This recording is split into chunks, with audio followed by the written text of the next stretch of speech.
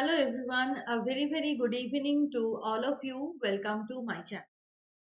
This is a very important class on Albert Camus, 1913 to 1960. A very famous novelist and essayist gave the concept of existentialism.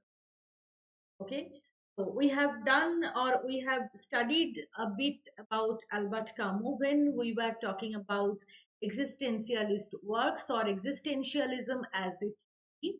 But as some of you have requested me to make a separate video on Albert Camus and his works, so in this time when you are studying very hard for your examination, I have thought of making this video. So this will be a very short video and I will try to just briefly mention some of the most important works of Albert Camus and also some associated important details. But before starting, I want to give you a brief introduction about myself. My name is Vrishti Mukherjee. I have qualified NTA UGC NET exam in English literature 3 times and have also qualified West Bengal SET examination. I have 1 year of teaching experience. Moreover, I have also taught in NPTEL online course from IIT Madras 3 times. So that is all about myself. This is the link of my Telegram channel. So those of you who have not joined yet, please join to get notification of all important classes. And also please don't forget to like, share and subscribe my YouTube channel so that many more new learners can join. So we will start with Albert Camus. But before starting, एक important चीज आप सबको कह दूं कि admit cards आपके exam की आ चुके हैं, so you can download it from the official website of NTA net. And उसमें दो ऑप्शंस दिया हुआ है, download with application number and date of birth and download with application number and password. तो जो भी चीज आपको सूटेबल लगे आप डाउनलोड कर सकते हो एंड उसका एक प्रिंट आउट भी रख लेना. जो इंस्ट्रक्शंस दिया हुआ है वो भी अच्छे से पढ़ के जाना. ओके ओके, तो चलो स्टार्ट करते हैं एल्बर्ट कामू से. This is the image of Albert Camus. 1913 to 1960 is his timeline. As usual, we will start with his biographical details. So Albert Camus एक फ्रेंच नेम है, आप समझ सकते हो. He was born on 7th November 1913 in Algeria. Okay, so 7th नवंबर मैंने post किया था community tab में कि नवंबर मंथ में कितने सारे लिटरेरी पर्सनालिटीज का बर्थडे है. ठीक है, सो 7th नवंबर उसमें भी था, एल्बर्ट कामू का बर्थडे है. Okay, so Algeria में he was born. He studied philosophy in University of Algiers, and this is important. He was the editor of the Combat, a French newspaper. वो भी एक newspaper के साथ associated थे, the combat. तो ये names याद रखना. Sometimes this kind of questions come that which writer is associated with which journal और व्हिच पेपर. तो वो एडिटर था, actually editor in chief the Combat नाम का जो फ्रेंच पेपर है उसका. He submitted his thesis on Plotinus. Plotinus के ऊपर उन्होंने अपना थीसिस कंप्लीट किया था. He loved to play soccer. Okay, so these are some of the interesting details. He fell in love and married a morphine addicted girl जिसका नाम था Simon High. Very important personality in Camus' life. So morphine addicted girl Simon High. Camus fell in love with that girl and he married that girl. During the Second World War, he served in the French Resistance Army along with Jean-Paul Sartre, another very important name in the field of existentialism. तो बहुत अच्छा मतलब bonding था दोनों का, Jean Paul Sartre and Albert Camus का. He also work for a newspaper Alger Republicain. इसमें वो एडिटर नहीं था, उन्होंने काम किया था इस न्यूज़पेपर के ऑफिस में, बट एडिटर था वो किसका, द कॉम्बैट का. Okay, so he worked for a newspaper Algar Republican. This is important. Another very important thing is that Fyodor Dostoevsky का एक प्ले था Demons. He was the director of this play. So this kind of minor details कभी कभी exam में आते हैं, आप याद रखना. He was the director of Dostoevsky's play Demons. तो दोस्तोयेवस्की नॉवेल के लिए ही फेमस है. स्टिल उनके ये जो प्ले है इसका डायरेक्टर था Albert Camus. Okay, and another important thing is that he was associated with existentialism. Okay? तो existentialism as a theory मैंने already एक वीडियो बनाया है. I hope you have seen that. जिन्होंने भी नहीं देखा, लिटरेरी थ्योरी एंड क्रिटिसिज्म नाम का एक प्लेलिस्ट है, मेरी चैनल में, उस प्लेलिस्ट में जाकर आप सर्च करो, मिल जाएगा, या फिर आप डायरेक्टली यूट्यूब पर सर्च कर सकते हो एग्जिस्टेंशियलिज्म बाय वृष्टि, will also that. So in that class, I have explained in detail existentialism क्या है, who are the major thinkers, and क्या क्या basically principles है, कहाँ से ये concept आए हैं. So please watch that video. Okay. So literary theory and criticism playlist में ये include किया हुआ है. Okay. So coming back to the topic, we are talking about Albert Camus. Okay. So he received Nobel Prize in 1957. Again, always कोई भी writer किसी भी prize win करता है, Nobel Prize, Booker Prize, all these things are important. Pulitzer Prize, right? And these are another important thing. Two novels published posthumously. दो novel है Albert Camus का जो posthumously published हुआ था.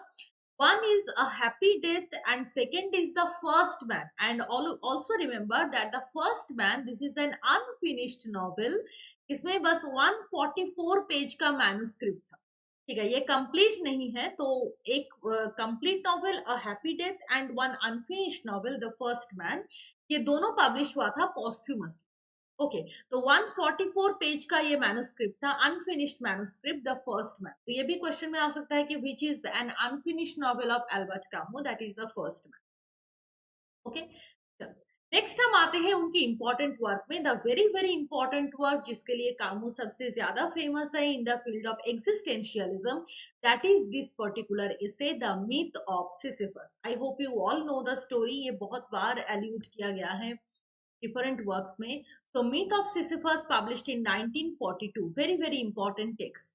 तो क्या है Myth of Sisyphus? This is an essay which introduces the concept of existentialism, futility of human endeavor and action. एक बार यूजीसी नेट का क्वेश्चन था, कौन सी ईयर का मैं भूल गई हूँ, बट एक बार आए थे ये क्वेश्चन कि मिथ ऑफ सिसिफस में कौन कौन से थीम एक्सप्लोर किया गया है. So one theme is existentialism and another theme is futility of human endeavor and also the absurdity of human existence. तो इसका स्टोरी क्या है? The myth of Sisyphus. It is an essay. Remember, it is not a novel. It is an essay. So Sisyphus, obviously, he is a character from Greek mythology, and इसकी story बहुत ही peculiar है. Sisyphus is condemned. तो punishment दिया गया to push a heavy rock onto a steep hill again and again. अब आप देखो कि ये कितना रिडिक्यूलस टास्क है, राइट? कि आपको एक हेवी रॉक दिया गया है एंड इसको आपको बताया गया है कि you need to put up that rock in that in the hill top, and वो हिल भी कैसा है, बहुत स्टीप है. तो इस टाइप का अगर हिल है और यहाँ से आप एक रॉक को ऊपर ले जाने की कोशिश करो तो ऑटोमेटिकली क्या होगा, वो फिर से गिर जाएगा. आप जैसे उसको ऊपर ले जाओगे वो फिर से गिर जाएगा. तो this is actually what Sisyphus is doing. Sisyphus is trying to put up that rock on top of the hill. Naturally he fails, the rock falls down and he again tries to push it up.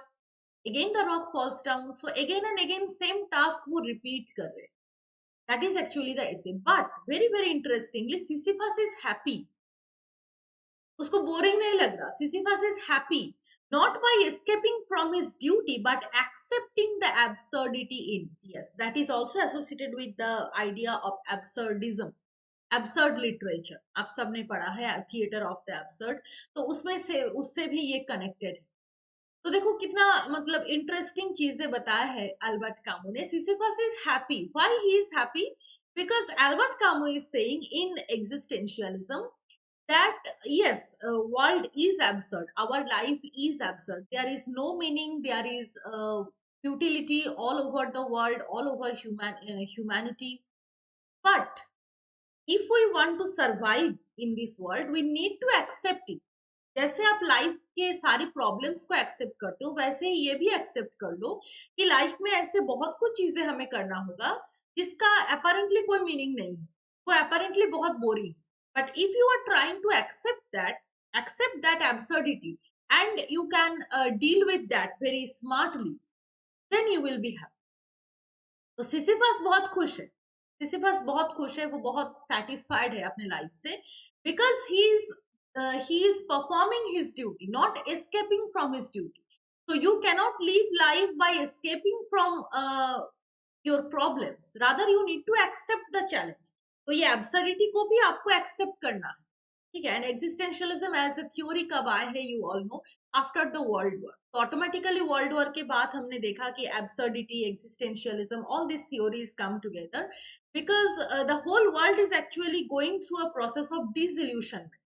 डिसइल्यूशनमेंट, belief in God, ये सारे के सारे destroy हो रहे हैं, जहां से Frederick Nietzsche आ रहे हैं with his concept of nihilism. He is boldly saying that God is dead, there is no one who is watching you. तो it is your potentiality, it is up to you कि आप किस तरीके से अपने अपने लाइफ को lead कर। All this theories are coming. तो यहाँ पर भी देखो, Sisyphus is very happy not by escaping from his duty but accepting the absurdity. So the main theme is you need to accept this absurdity. Yes, life is absurd. Existentialists don't deny that. The human existence is very futile. But still, there is some comical element in it. Right? Nothing to be done. Yes, what Samuel Beckett is saying. Yes, there is nothing to be done. But only thing you can do is to accept the challenge and move on your life. Okay, so that is the idea of Sisyphus. Very interesting. Sisyphus ने जो बताया है, मतलब Sisyphus के through Albert Camus ने जो बताया है, so that is the story. Okay. He is actually a symbol of mankind who are repeatedly doing some tasks mechanically. So why Sisyphus is feeling happy? Because Sisyphus is actually mechanically or robotically he is doing all these things. तो उसके अंदर कोई feelings नहीं, उसको बस काम दिया गया है, वो कर रहे हैं विदाउट एनी इमोशन। तो जब आप इमोशनली अटैच नहीं होंगे किसी भी चीज से, तो आपको ना तो बोरिंग लगेगा ना तो इंटरेस्टिंग लगेगा। राइट, बस आपको काम दिया है, आप बहुत इम्पर्सनल तरीके से आप चीजों को कर रहे हो। तो Sisyphus is also doing that. He is a symbol of mankind, जिसमें क्या होता है ह्यूमन लाइफ में, we are performing repetitive tasks throughout the day, throughout our life, mechanically. जो चीज हम कर रहे हैं उसमें हम मैकेनिकली अपने आप को एडजस्ट कर लिए हैं। सो इसमें एब्सर्डिटी है भी या नहीं हमको पता ही नहीं चलता। ठीक है, we are just doing for the sake of doing. So Sisyphus is doing that. Okay. There is no meaning in life unless we attach some meaning to it. Yes, that is also a very interesting point. That life अपने आप में meaningless है. Absolutely. Life के अंदर कोई भी meaning नहीं है. जो meaning हम उसको देते हैं वही उसका meaning. So it depends on perspective. But what Albert Camus is trying to say, it depends on perspective. जो भी चीजों से जिस पर्सपेक्टिव से आप लाइफ को ट्रीट करोगे, आप लाइफ को इंटरप्रेट करोगे, आपके सामने लाइफ वैसी ही। ठीक है, तो अगर आपको लगता है कि life is very boring, life is meaningless, life is full of disillusionment, तो लाइफ वैसे ही है। अगर आपके ऑपोजिट में जो है आपके दोस्त, उसको लग रहा है कि नहीं, life is fun, it is very interesting, it is there are so many things to do, life is actually an opportunity for us, we have to utilize it, तो वो अलग साइड है। दोनों ही करेक्ट है, but the difference is in your perception. So we have to attach some meaning. Life में कोई meaning नहीं है, we have to attach some meaning to it through our work. But ये मीनिंग ही एक्चुअली लॉस्ट हो गया था after the world war. Okay, so Camus is trying to say that. So that is about myth of Sisyphus. I hope you all know the story. मैं deep में नहीं जा रही हूँ। ओके, नेक्स्ट क्या है, the plague, very important novel. Sisyphus ऐसे था, अब हम नॉवेल पे आ गए हैं, the plague, published in 1947। Okay, तो प्लेग में क्या स्टोरी है, ये भी शायद एक बार क्वेश्चन में आया था। सेटिंग कहाँ पर है, it is set in Oran town in northern Algeria at the birth place of Albert Camus, वहां पर इसका सेटिंग है ओराओ टाउन। तो क्या है इसमें, एक प्लेग का स्टोरी बताया गया है। Yes, it is talking about the disease plague. ठीक है, तो क्या हो रहा है कि ओराओ टाउन में rats are dying mysteriously, rats are dying mysteriously. Suddenly इसी से disease start होता है, and when rats stop dying, men start dying. तो rat से ये disease फैलता है, plague। सबसे पहले बहुत सारी rats का डेथ हो रहा है, उसके बाद जब rats का डेथ होना खत्म हो गया, then people are dying. तो एक एपिडेमिक की तरह से प्लेग फैल रहा है in the country, sorry, in the town of Oran in northern Algeria. Now there was a doctor, doctor का नाम क्या था, doctor Bernard. Doctor Bernard understands this thing that yes, rat से ये एक डिजीज है जो ग्रेजुअली फैल रहा है, and so many people are dying, and he understands that it is a symbol of black death.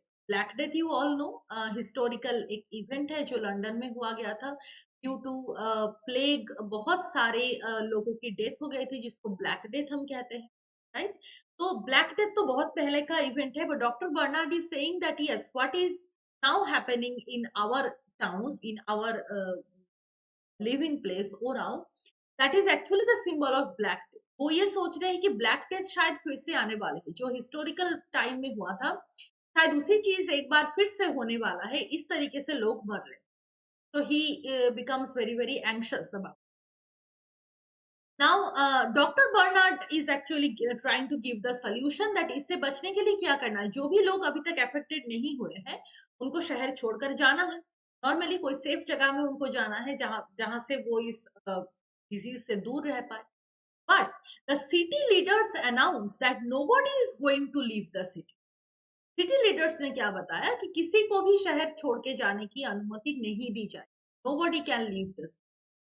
Now what happens that बहुत सारी टर्मोइल्स चल रहे हैं, at last everybody joins hands to manage the situation. Every local people they are understanding the gravity of the situation and they are trying to manage the situation. तो एक serum invent किया गया, मतलब जो को रेजिस्ट करने के लिए, डिजीज को रेजिस्ट करने के लिए, but the serum is also failed. Now father Paneloux एक religious character, he considers it as punishment given by God. वो रिलीजियस पर्सन है, उनको ये लग रहा है कि it is not about any particular bacteria और सम अदर वायरस और ऑल दिस, बट ये एक पनिशमेंट है जो गॉड ने हमको दिया है। कुछ भी कारण से गॉड शायद हमारे ऊपर वो किसी भी कारण से वो ऑफेंडेड है, इसलिए उन्होंने पनिशमेंट। बिकॉज वो क्या लॉजिक दे रहे हैं, people die in plague irrespective of honest and dishonest. सब लोग मर रहे हैं, जो ऑनेस्ट है जो पायस है वो भी मर रहे हैं, जो डिसऑनेस्ट क्रिमिनल है वो भी मर रहे हैं। तो ये एब्सोल्युटली कोई ना कोई पनिशमेंट। बट उनको ये भी लगता है कि अगर ये पनिशमेंट है so why is God punishing the honest man. जो ऑनेस्ट है उनको पनिशमेंट की क्या जरूरत। तो डिसऑनेस्ट लोगों को अगर वो मारे then we can accept that yes it is actually a kind of punishment given by God, but the honest people are also dying. So father himself is in a dilemma. वो ये कह रहे हैं कि it is a punishment given by God, but at the same time he himself is doubting his claim. कि ये कैसे हो सकता है, अगर गॉड पनिशमेंट दे रहा है तो ऑनेस्ट पीपल को वो क्यों मार रहे हैं। का कोई रीजन नहीं, ऑनेस्ट पीपल वो तो पायस है, वो तो हमेशा लोगों की भलाई के लिए वो काम करते हैं, क्यों उसको गॉड मारे।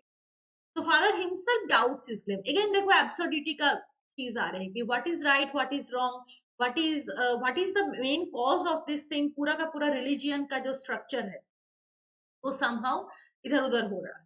And he believes that something good will arise out of this thing. तो ये जो हम अक्सर कहते हैं कि गॉड जो करता है हमारी भले के लिए करता है, ठीक है। तो फादर फाइनली कंक्लूजन में पहुंच रहा है कि ओके अगर ये प्लेग भी आ रहे हैं तो इसके पीछे भी कोई ना कोई positive reason, something good will happen. Maybe इसके थ्रू गॉड कोई इंडिकेशन देना चाहते हैं, कोई भी रॉन्ग चीज हुआ था जिसको वो बाहर निकालना चाहती है, एंड इसके थ्रू बहुत अच्छा दिन आने वाले, something good will arise out of, he is interpreting. तो that is about plague. Basically ये नॉवेल में क्या है कि प्लेग को सेंटर में रखते हुए different characters are interpreting different things. Doctor Bernard एक पर्सपेक्टिव बता रहे, he is a scientific man, he is a doctor. तो वो लॉजिकली चीज बता रहे कि ये वायरस से, ये से प्लेग आ रहा है, रैट से आ रहा है, वो लॉजिकल सोल्यूशन दे रहा है, ठीक है। वो सेरम इन्वेंट कर रहा है ताकि इस डिजीज को हम रोक पाए। बट फादर पेनेलॉक्स जो एक रिलीजियस कैरेक्टर है वो रिलीजियन के पर्सपेक्टिव से प्लेग को देख रहा है। But both these things are very very ambiguous. कोई भी चीज का कोई परफेक्ट एक्सप्लेनेशन नहीं मिल रहा। क्यों नहीं मिल रहा है, because the world is right. So that is about plague. Okay, next novel पे आते हैं, very important novel. I hope you have all read the detailed summary. अगर नहीं पढ़ा है तो जरूर पढ़ के जाना, plague, stranger, myth of Sisyphus, इसका एक समरी जरूर देख के।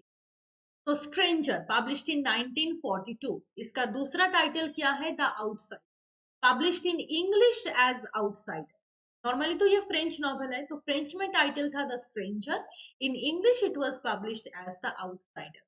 दो पार्ट में डिवाइडेड है। Opening line very very shocking and very important.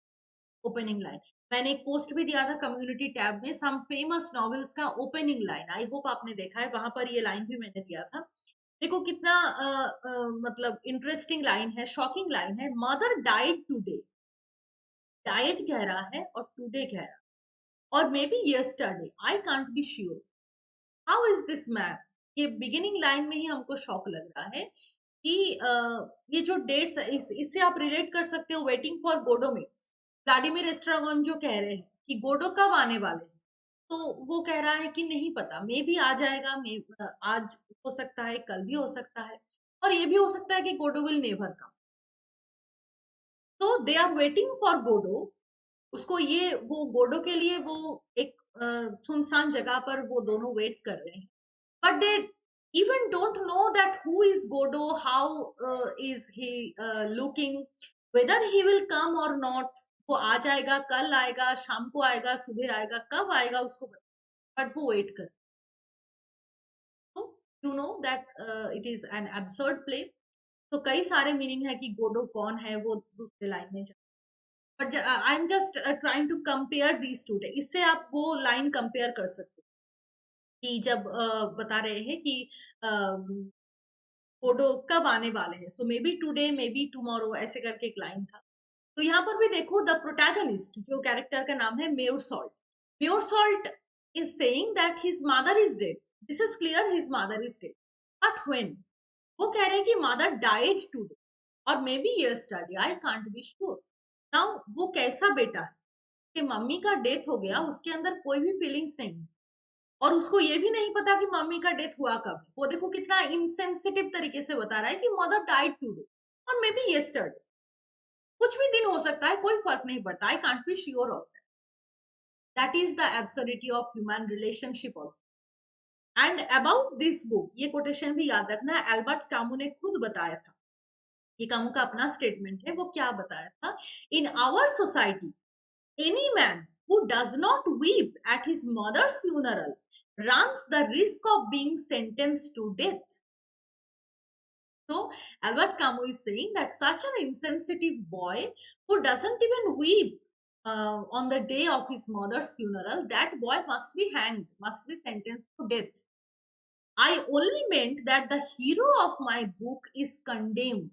Already वो condemned है, जो hero है मेरी writing का, already condemned because he is such an insensible man. It is not expected from any son कि उसके मम्मी का डेथ हो गया, उनको पता तक भी नहीं कि डेथ कब हुआ है, and he has no emotion, he is just apparently saying, very normally he is saying the mother died today. There is no superfluous word, there is no varieties of rhetorical devices, mother passed away, I am so sad, not, he's saying mother died today or maybe yesterday, कल भी हो सकता है, आज भी हो सकता है, मम्मी का डेथ हो गया, I can't be sure. That is the opening line. Now story में क्या, अगर शॉर्ट में हम बात करें, तो mayor salt is the protagonist, जिसके बारे में वो कह रहे हैं he is the condemned man, Albert Camus is saying. So Meursault is the protagonist and the narrator of the story who lives in Algeria, the birthplace of Camus himself.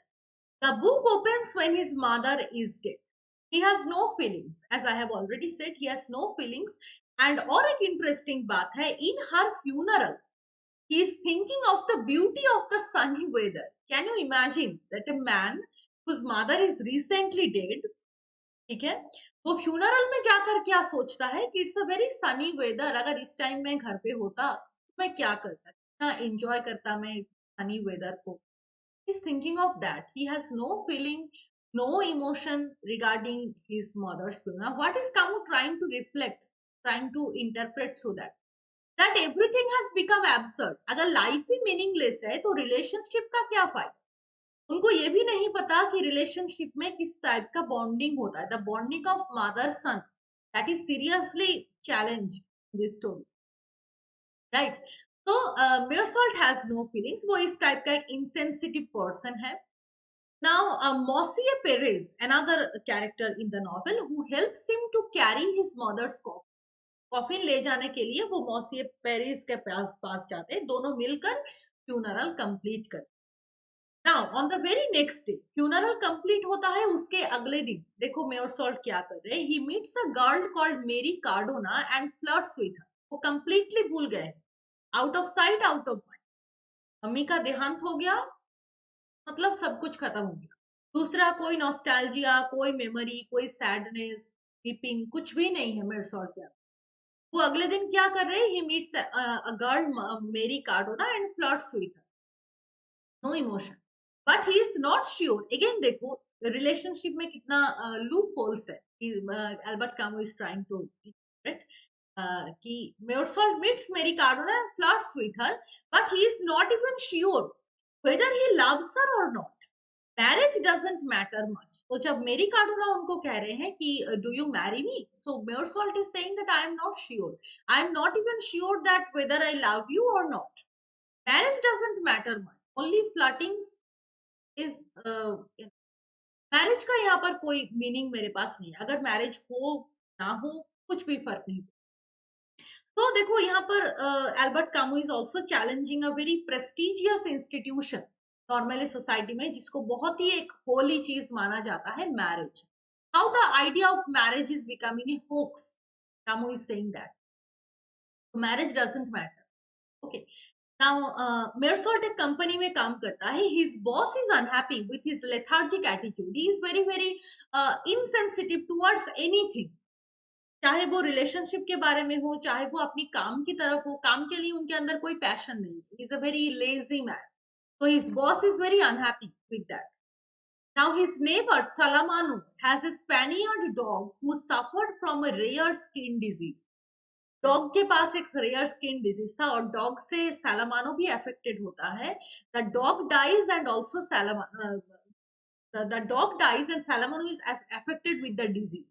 ठीक है, now क्या होता है, next time Meursault's neighbour another neighbour आते हैं, Raymond Sintès, he beats his girlfriend in front of everyone. तो again देखो relationship का मतलब रिलेशनशिप के ब्रेक होने का एक अल्टीमेट सिचुएशन है कि जहां पर कोई भी इमोशन नहीं है, कोई भी फीलिंग्स नहीं है, कोई भी बॉन्डिंग नहीं है दोनों पर्सन के बीच में, and Raymond Sintès beats his girlfriend openly in front of everyone. Now Raymond Sintès उनके गर्लफ्रेंड एंड मेयर सॉल्ट ये सभी एक साथ जा रहे हैं and they meet a group of Arabs in the sea beach. एक ग्रुप ऑफ अरब्स के साथ वो उसका मुलाकात होता है। Now Meursault shoots an Arab and is put into jail. तो एक वो गलत काम कर देता है and is put into jail, he is also sentenced to death, but is excited about it. के अंदर कोई भी सैडनेस का फीलिंग नहीं है कि I am sentenced to death. वो क्या कर रहे हैं, he seeks help from everyone but nobody is eager to help him. कोई भी उनको हेल्प करने में आगे नहीं बढ़ा। वो सबसे हेल्प मांगे थे but everyone refuses to help, उससे भी उसको कोई फर्क नहीं पड़ा। ठीक है, तो अल्टीमेटली क्या होता है, मेरसॉल्ट एक्सेप्ट्स हिज डेथ एंड उसको ये लगता है कि after this thing, after this announcement, this final announcement that I am going to be executed, something a positive will happen. इस टाइप का एक सोच लेकर वो अपने डेथ को accept, that type of character is very interesting novel, the stranger or the outsider. So why is Mayor Salt a stranger? He is stranger because he is alienated from everything. आप देखो ना तो वो किसी रिश्ते के साथ जुड़ा है, ना वो अपनी काम से वो पैशनेट है। ठीक है, अपने काम पर भी उसका एक एटीट्यूड है, so he is like a stranger in society, everybody is looking at him suspiciously, ये कैसा पर्सन है। तो अपनी मम्मी का डेथ का भी फर्क नहीं पड़ता, उसको अपने आप की मृत्यु का भी कोई चिंता नहीं। so he is a stranger, he is an outsider, he is a kind of alien person, this society against the norm. Okay, next novel पे आते हैं, the fall, published in 1956। It alludes to the biblical fall, तो garden of Eden का जो story है Adam and Eve का, direct reference नहीं है but yes it is talking about that. It is actually a series of dramatic monologue, ये भी बहुत ही कॉम्प्लेक्स एक नॉवेल है and it was set in Amsterdam, तो सेटिंग याद रखना। एंड ये कोटेशन शायद एक बार आया था, जॉन पॉल सार्ट ने कहा था कि it is perhaps the most beautiful and the least understood of Camus' book. Most beautiful and least understood, समझने में उतना ही डिफिकल्टी, ठीक है। नाउ इसमें क्या है, क्लेमेंस का एक कैरेक्टर है, Justice Clamence, who is actually a self proclaimed जज who is reflecting his life as a stranger. तो ये वो अपना स्टोरी बता रहे हैं, इसके भी कई सारे चैप्टर्स हैं, तो आप समरी पढ़ सकते हो, but it's a very complex novel, इसलिए मैं समरी आप प्रोवाइड कर रही हूँ। ओके, तो ये था basically major works Albert Camus का, जिसमें सबसे ज्यादा इंपॉर्टेंट है myth of Sisyphus, plague and stranger, उसके साथ फॉल भी है। ये 4 नॉवेल्स एंड एसेज। और अदर वर्क्स में क्या क्या है, exile and kingdom, that is a collection of 6 short stories, एक short story collection, exile and kingdom, ठीक है। तो the rebel is also an essay published in 1951, दोनों प्ले उन्होंने लिखा था। कैलिगुला 1945 में परफॉर्म हुआ था, it is the play, and the पोजेस्ट 19, ये जो पोजेस्ट प्ले है, मैंने आपको बिगिनिंग में बताया था कि he was the director of Dostoevsky's play Demons. तो डीमन को मतलब आप कह सकते हो कि इसका मॉडिफाइड, नॉट मॉडिफाइड एग्जैक्टली, इससे ये प्ले एडप्ट किया था। डेमन का एक एडेप्टेड वर्जन है पोजेस्ट, ठीक है, Dostoevsky's Demons, it is based on Dostoevsky's Demons, and ये जो प्ले है पोजेस्ट, ये लिखा था Albert Camus. And also remember, इसके साथ आप कंफ्यूज मत होना, Possession, Possession is actually a novel by A S Byatt, okay, this is a novel, and the Possessed अगर कहा जाए, so it is a play by Albert Camus, and it is actually an adapted version of Dostoevsky's play demon. Okay, तो that is about Albert Camus. मैंने बहुत briefly आपको बताया है सारे के सारे इंपॉर्टेंट पॉइंट्स, सो प्लीज ये चीज और भी डिटेल में एक बार रिवाइज कर लेना एग्जाम से पहले। बेसिकली स्ट्रेंजर, प्लेग, ये सारे के सारे नॉवेल्स डीप से, प्लॉट के डीप से आपका क्वेश्चन बन सकता है, and myth of Sisyphus is also very important इसे। So please look after, please look through all these details. Okay, so that is the end of today's class. Thank you all for joining. This is the link of my Telegram channel. जिन्होंने भी join नहीं किया है, जरूर join कर लो to get notification of all important classes. And thank you very much for listening to this video. Please like, share, and comment and subscribe to the channel. तो आपके exams आने वाले हैं, so all the very best for your exam. Keep learning, keep